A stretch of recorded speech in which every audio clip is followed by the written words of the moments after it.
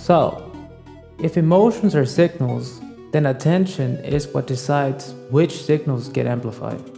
Because emotions don't just appear politely in the background, they pull focus.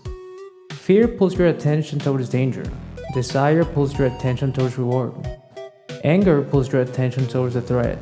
Sadness pulls your attention towards what's lost. Anxiety pulls your attention towards the future. And once your attention is captured, your reality starts changing around it. Not because reality itself magically changed. This is not one of those just think of a Lamborghini and the universe will DoorDash it to your driveway. No, please relax. What changes is what your mind selects, what it notices, what it ignores, what it repeats, what it gives meaning to. And over time, the thing you repeatedly give attention to starts shaping the world around you. This is why attention is one of the most powerful parts of being human, and also one of the most abused, because your attention is not just something you have, it is something everyone wants. Apps want it, algorithms want it, advertisers want it, drama wants it, fear wants it, your own thoughts want it. The one random embarrassing memory from 2016? Absolutely starving for it.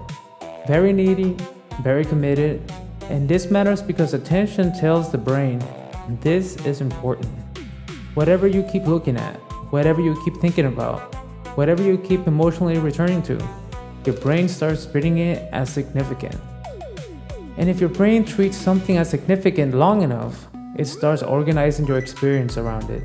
This is why two people can live in the same world and experience completely different realities. One person is constantly looking for threats, so they find them. One person is constantly looking for rejection, so they find rejection. One person is constantly looking for reasons to be grateful, so they find reasons. One person is constantly looking for proof that nothing ever works out, and unfortunately, the brain is very good at finding evidence for whatever story it is already invested in. Very talented and very annoying. This doesn't mean you can just choose a nice thought and suddenly everything is perfect. That's not how being human works. If it was, therapy would be one sticky note that says, just vibe better. Not exactly a strong clinical model. The point is not that attention creates reality from nothing. The point is that attention filters reality.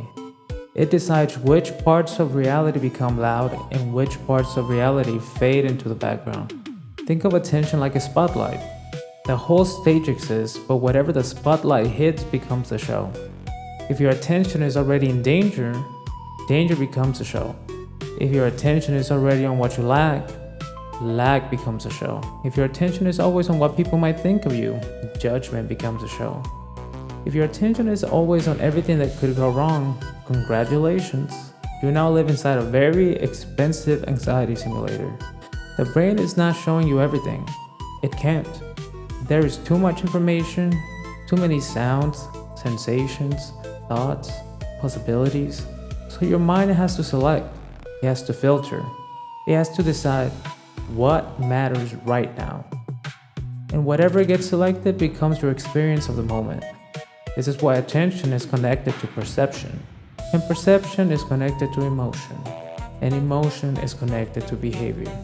You pay attention to something, that changes how you interpret the situation, that interpretation creates an emotion, that emotion pushes you towards an action.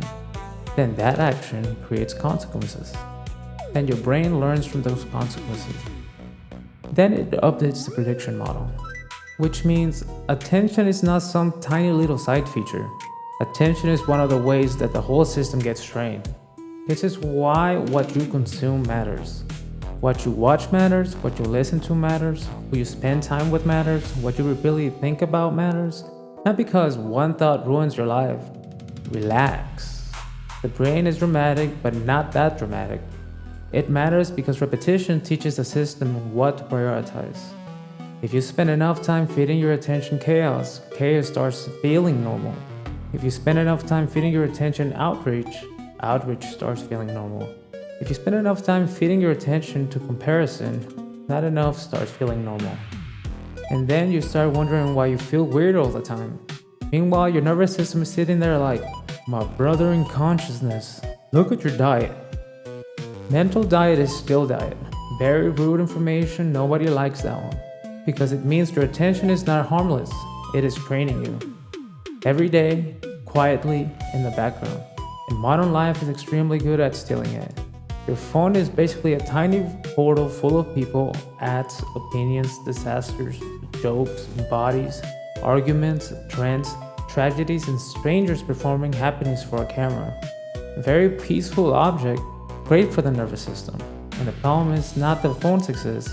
The problem is that most humans never learn how to protect their attention. So we hand it away all day. A little here, a little there, a little fear, a little comparison, a little to the people who make us angry, a little to the things we don't even care about. Then at the end of the day, we wonder why we feel so scattered. Like our mind has 47 tabs open and one of them is playing music, but we can't find which one. Classic human experience we got here. But this is where things get interesting. Because if attention can be captured, it can also be trained. And this is one of the most important updates available to human beings. Learning to direct attention on purpose. Not perfectly, not all the time. You're not becoming a monk tomorrow because you watched a 7-minute video and had one quiet thought. Let's be serious now. But little by little, you can train the system. You can notice where your attention goes. You can notice what pulls it. You can notice what drains it. You can notice what expands you. You can notice what makes you feel more alive. You can start asking, is this worth my attention? That is a powerful question. Because not everything deserves access to your inner world. Not every thought deserves a full investigation. Not every fear deserves a committee meeting. Not every opinion deserves emotional real estate. Not every notification is sacred calling from the gods. Sometimes it's just an app yelling because it misses your data. And when you start becoming more intentional with attention, your experience starts changing. Slowly, subtly, but genuinely. You begin noticing things you used to miss.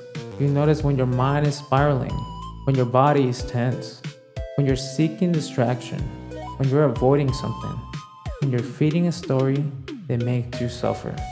And once you notice, you have a choice. You can keep feeding it or you can direct it.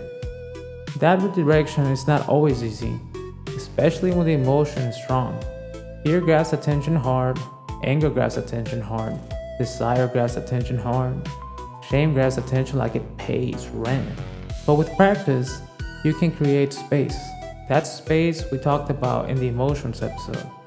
That tiny gap between signal and reaction, between thought and belief, between impulse and action. That gap is where agency starts. Because if you cannot guide your attention, something else will.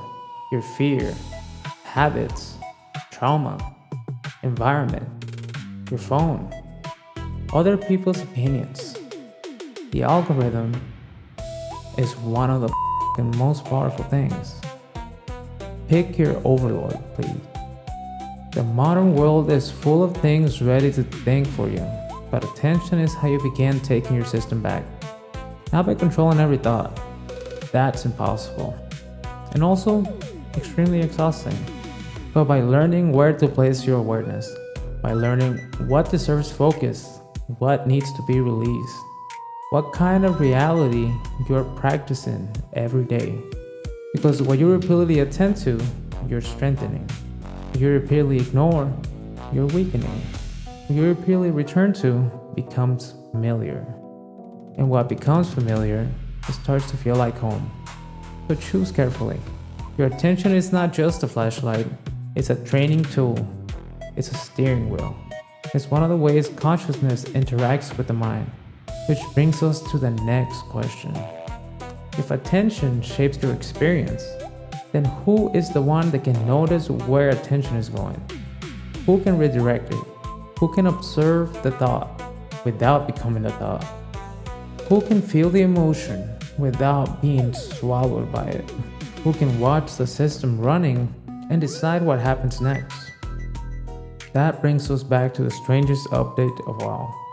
Consciousness, the player behind the system. And that's what we'll be talking about next. Consciousness, the player.